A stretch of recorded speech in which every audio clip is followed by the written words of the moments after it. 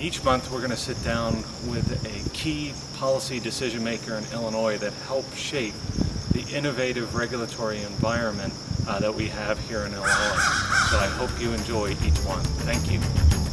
Where have you been to this point in the different roles that you've played here in Illinois? Well, as they say, it all starts at the beginning. I was fortunate enough to become the gopher, or the file clerk guy in Governor Ogilvy's office in the fall of 1969, and that put me in touch with a lot of different people over the years who were very kind and helpful to me. Worked as a deputy director and head of research for the Illinois Insurance Department.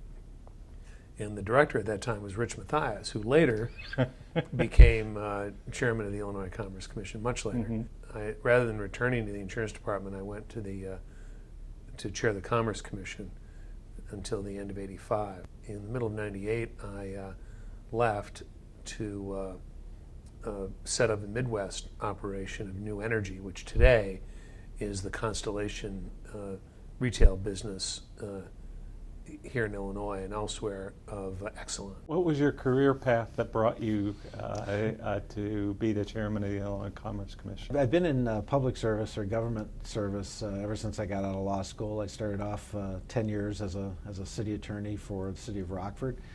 Then went to the legislature. I was elected 4 times there. I served all of 3 terms and part of a 4th term, and then ended up getting elected mayor of Rockford. So I served 4 years in that capacity.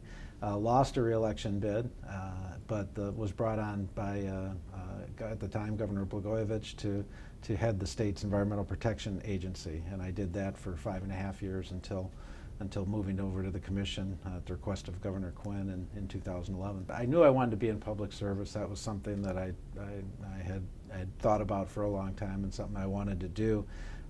When I was an attorney for the city, I started almost by accident, was the attorney who I think had less on his plate that day and was asked by then mayor, or then legal director, I should say, Charles Box, who later became mayor of Rockford and chairman of the ICC. And when I moved to the legislature, was still interested and involved in all of those. So I was on the Energy and Environment Committee, and I served on the committee that restructured the generation portion of Illinois public utilities.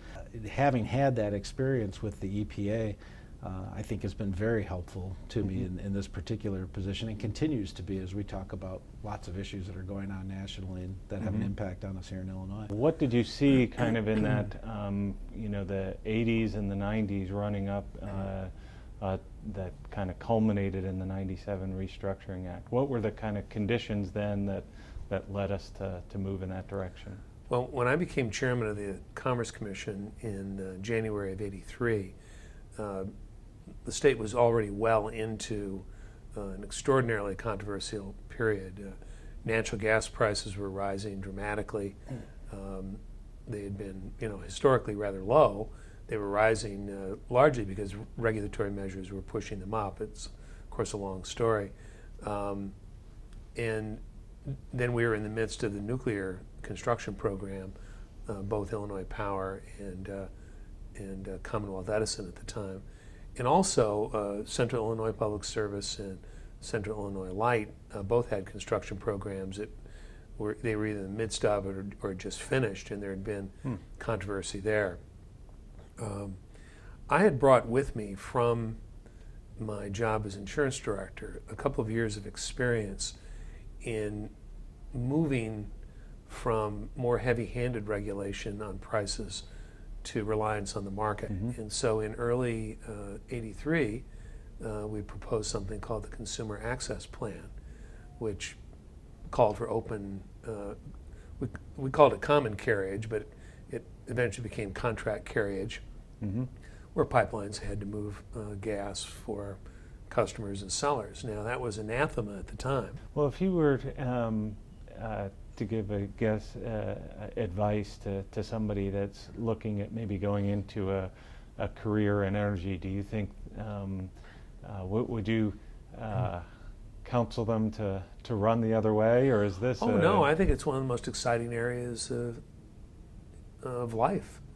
I know when I was a young fellow and I was working in Governor Ogilvy's office, I was in graduate school, I became very interested in energy questions. Now, of course, what's important is the questions were substantially different then, which I think is a demonstration that this area is not at all staid and conservative and unmoving. It's quite dynamic. I think it's a great field to go into. I would heartily recommend that.